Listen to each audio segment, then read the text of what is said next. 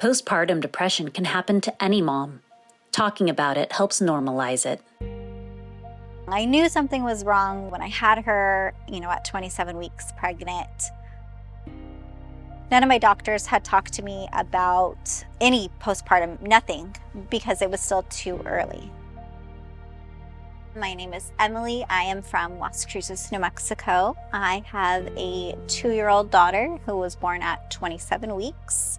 I just knew from a couple other friends having PPD that I needed to do something. Like, something was off. Yes, it's normal to have anxiety after having any baby, but I was like hysterically crying if I didn't get to the hospital within a certain amount of time. I would be in tears, and I was like, I don't know if I should be feeling this. Like, I should be thinking about my child and, trying to get her better and trying to get myself better. So at my 2-week appointment, the doctor was like, let's get you on some anti-anxiety medication. You think that you have a baby, you go home with your baby and everything is wonderful and it's, butterflies. And in my case, it wasn't. The day my child born was the worst day of my life. And I feel like that's an awful thing to say. And I felt bad when I told my story to people that it was the most horrible day of my life and I would never want to re-experience that again. And everyone's like, but that's the day your child was born. I said, but she was born too early. So that was definitely a struggle. I was also a student at the time, because even when I was getting my diploma, I was excited because I was doing something for myself, but all I kept thinking about was her. Is she okay? Is she getting everything that she needs? And so the next day is when I was like, I think I'm gonna call a counselor. I feel like talking to somebody really helped me express my feelings more, and I'm able to share my story now and to help others, because I feel like it's important to let other people know that their feelings are valid. I kind of had to process that on my own, and that's when I reached out to support groups on Facebook. It was comforting to know that I wasn't alone in what I was experiencing, and to have those virtual friends to kind of let me know that, it's okay, everything's gonna be okay. Everybody is going through this process, but we're going through it all differently and we're all at different phases in the process. That was nice to have that.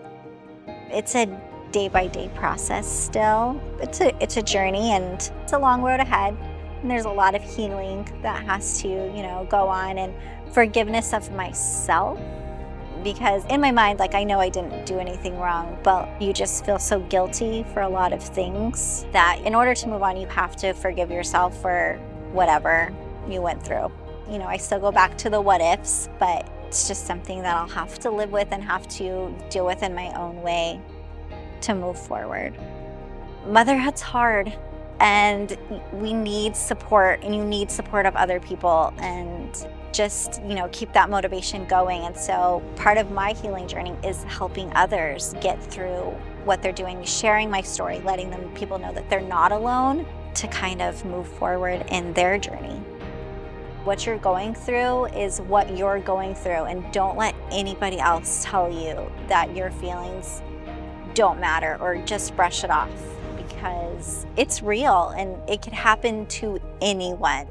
Talking can lead to healing. Call or text the National Maternal Mental Health Hotline at 1-833-TLC-MAMA, 1-833-852-6262. If you're having thoughts of harm to yourself or your baby, please call the Suicide and Crisis Lifeline at 988 for free and confidential support. Learn more and find resources for postpartum depression. Visit womenshealth.gov/talkingppd. Brought to you by the U.S. Department of Health and Human Services, Office of the Assistant Secretary for Health, and the Office on Women's Health.